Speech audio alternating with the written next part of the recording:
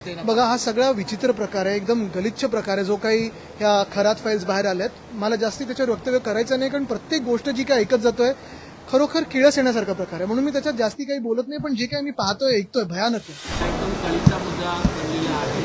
अनेक तरुण निश्चितपणे तुम्ही नेहमीच पाहिलं असेल, शिवसेना म्हणजे 80% समाजकारण, 20% राजकारण. आमची ओळखच मुळात ही पहिल्यापासून रोजगारासाठीच आम्ही देशभरात ओळखले जातो. पक्ष म्हणून असेल, मग तुम्ही भारतीय कामगार सेना पहा, स्थानिक लोकाधिकार समिती पहा, किंवा इतर ज्या आमच्या अंगीकृत संघटना आहेत त्या एवढ्यासाठीच काम करतात की लोकांना आणि भूमिपुत्रांना न्याय मिळो आणि रोजगार मिळो. तसंच आज आमची इथे एक चांगला मोठा रोजगार मेळावा झाला.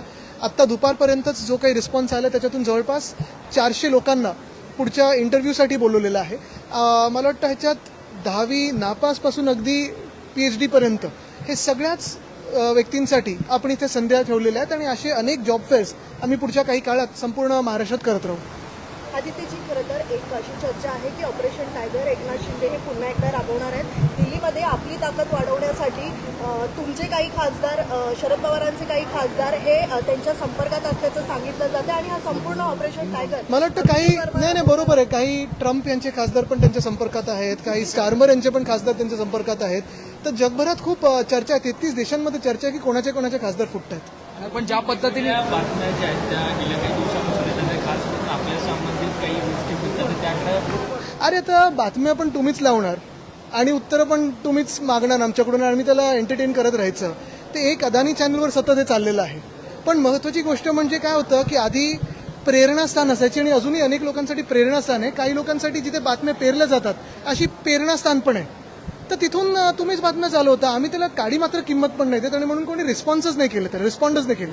महिला आयोगाच्या अध्यक्षपदाच्या राजीनाम्यानंतर काल राष्ट्रवादीच्या महिला प्रदेश अध्यक्ष पदाचा देखील राजीनामा रुपाली चाकणकरांनी दिलाय.